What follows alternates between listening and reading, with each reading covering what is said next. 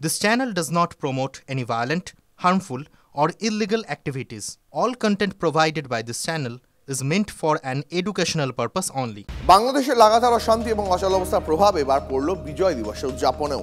এই বিশেষ দিনে এবার পেট্রাপোল বেনাপোল সীমান্তে পালিতই হলো না দুই দেশের সীমান্তরক্ষী বাহিনীর শুভেচ্ছা বিনিময়ের চিরাচরিত রীতি। প্রতি বছর এই দিনে বাংলাদেশের বিজিবির পক্ষ থেকে পেট্রাপোল সীমান্তে বিএসএফ এর হাতে তুলে দেওয়া হতো মিষ্টি ও ফুল। বিএসএফ এর তরফেও বিজয় দিবসের শ্রদ্ধা জানানো হতো।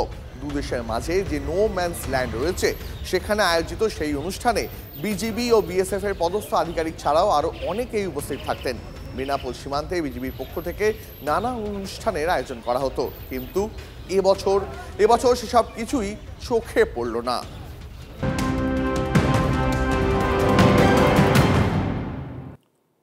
আর এই মুহূর্তে যে খবরের নজর রাখবো, ফের বাংলাদেশে আক্রান্ত হিন্দুরা বেছে বেছে হিন্দু বাড়িতে আগুন কট্টরপন্থীদের। এবার রাধানগর ইউনিয়নের ঘোড়াডাঙ্গা গ্রামে আগুন মৌলবাদীদের। মুখেই সম্প্রীতির বুলি।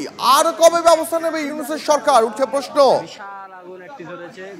একের পর এক যে ঘটনা বাংলাদেশ থেকে আমাদের কাছে আসছে তা সত্যি উদ্বেগজনক। আবার হিন্দু বাড়িতে আগুন লাগিয়ে দেওয়ার খবর এলো এই মুহূর্তে। বিজয় দিবসের দিন বাংলাদেশের টার্গেটে আবার সংখ্যালঘু হিন্দু বাড়িতে আগুন কট্টরপন্থীদের। রাধানগর ইউনিয়নের ঘোড়াডাঙ্গা গ্রামে আগুন মৌলবাদীদের। বারবার ইউনূস সরকারের মুখে সম্প্রীতির বুলি, কিন্তু যে ঘটনা চোখে আঙুল দিয়ে দেখিয়ে দিচ্ছে যে বাংলাদেশের সংখ্যালঘু হিন্দুদের নিরাপত্তা এই মুহূর্তে যথেষ্ট আতঙ্কে রয়েছেন তারা। আর কবে ব্যবস্থা নেবে ইউনূস সরকার, উঠছে প্রশ্ন।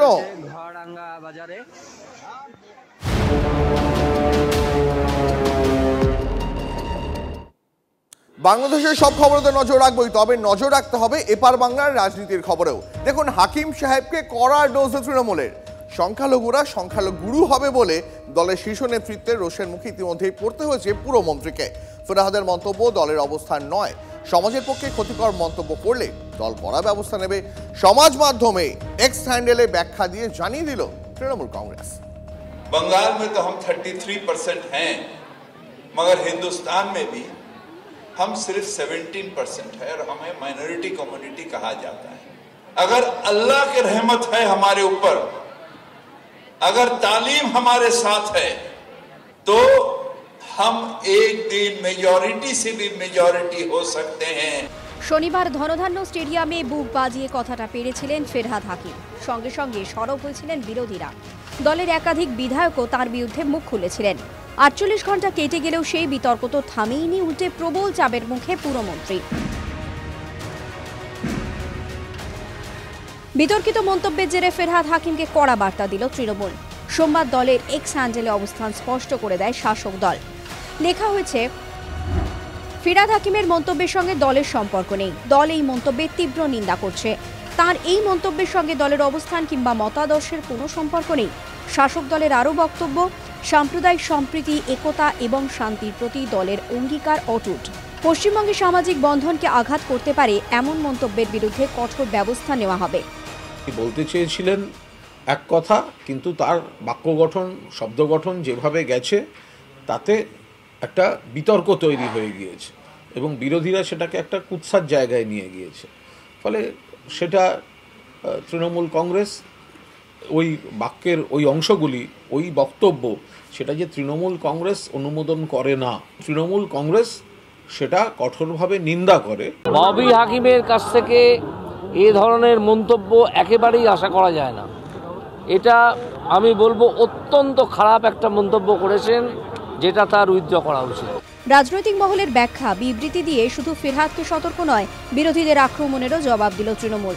এখন প্রশ্ন হচ্ছে, খাল কেটে কি নিজেই কুমির ডেকে আনছেন পুরমন্ত্রী? এর আগেও সংখ্যালঘু ইস্যুতে বিতর্কিত মন্তব্য করেছিলেন তিনি।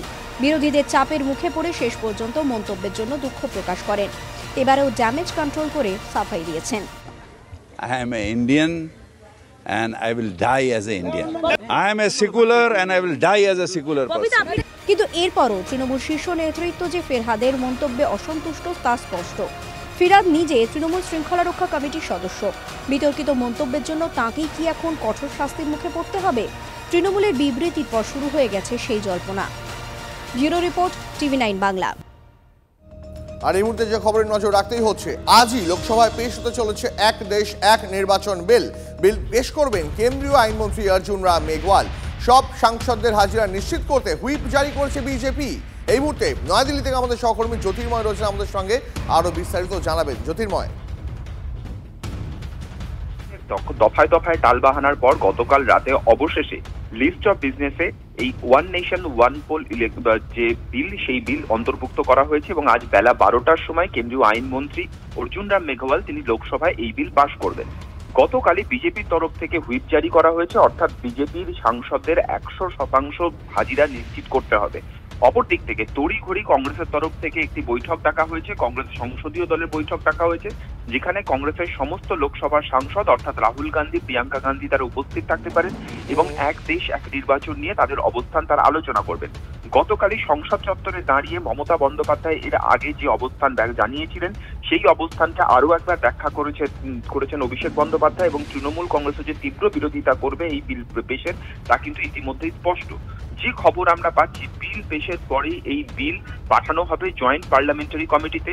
জয়েন্ট পার্লামেন্টারি কমিটি গঠন হবে মূলত 3টি উদ্দেশ্যে। প্রথমত, প্রত্যেকটি রাজনৈতিক দলের সঙ্গে আলোচনা করবে জয়েন্ট পার্লামেন্টারি কমিটি। দ্বিতীয়ত, প্রত্যেকটা রাজ্যের স্পিকারকে ডেকে পাঠিয়ে তাদের মতামত নেবে জয়েন্ট পার্লামেন্টারি কমিটি। এবং তৃতীয়ত, সারা দেশের একাধিক ইন্টেলেকচুয়ালস, বিশেষত সংবিধান বিশেষজ্ঞ এবং বিভিন্ন সমাজ বিজ্ঞানী এবং সাধারণ মানুষের মতামত এই জয়েন্ট পার্লামেন্টারি কমিটি গ্রহণ করবে। কিন্তু বিল পেশ যে হতে চলেছে আজ বেলা 12টায়, তা কিন্তু ইতিমধ্যেই স্পষ্ট। বেশ, অনেক ধন্যবাদ তোমাকে জ্যোতির্ময়।